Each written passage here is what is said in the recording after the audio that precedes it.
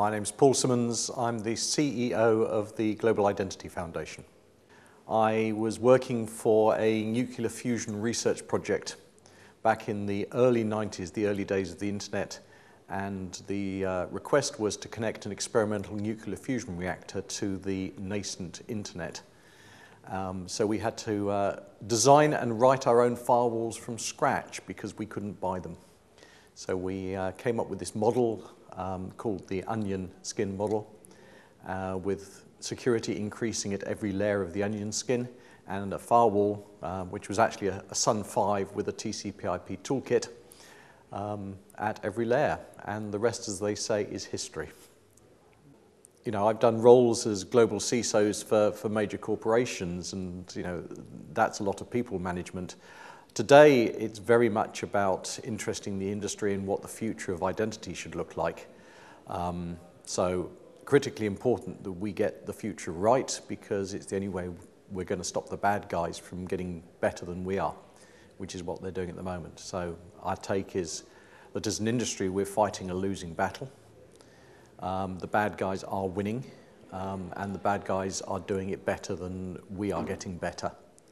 So what are we going to do differently? And so a typical day for me is doing events like this, talking to lots of companies out there, trying to persuade people that, yes, they want to take part, they want to play a key role in looking at what identity should look like and how they use that within their businesses to go out and defeat the bad guys and do it better and easier and slicker than we are at the moment.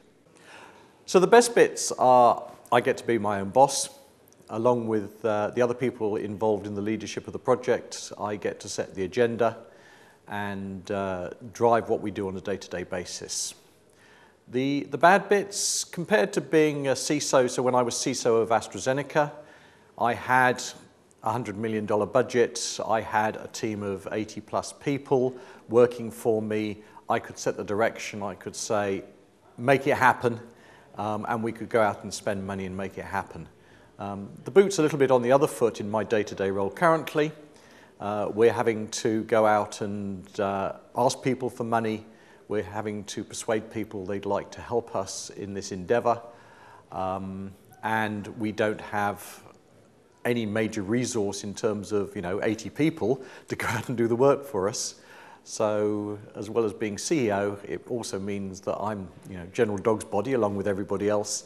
And we get our hands dirty on a day-to-day basis, which is also a good part. You get to do things that certainly as a CISO of a global company, you never had the opportunity to do. You might have had in your younger career. So yeah, you get to do everything. So yeah, good parts and bad parts.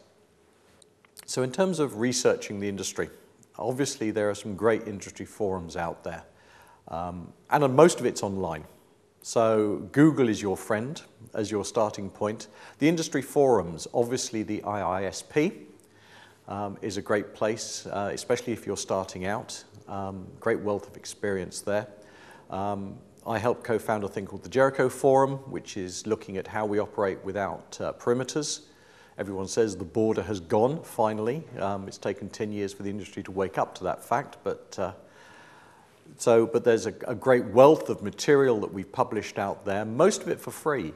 Another free resource, Cloud Security Alliance. Everything's going to cloud these days. Security in cloud is a nightmare, as everyone will tell you.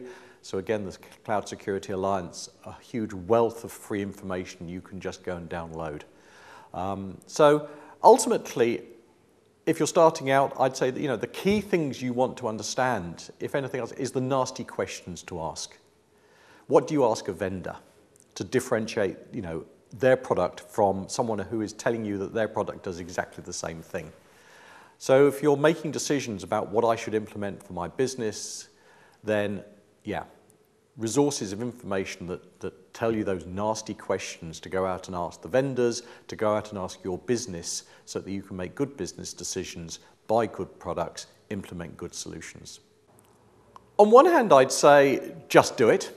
It's a great industry to be in.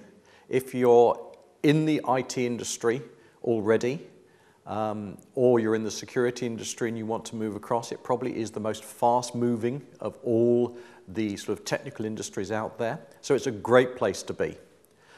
It's always cutting edge. There are always problems to solve. I would say, particularly if you've got a bent for breaking things, this will really suit you as an industry. So we tend to find, I mean, certainly as I said, when I was a CISO of a global corporation, we used to recruit people we used to target people within the IT department. Those people who were the annoying people within the IT department, who rather than, who like to go out and say, look, this is broken, we need to fix it.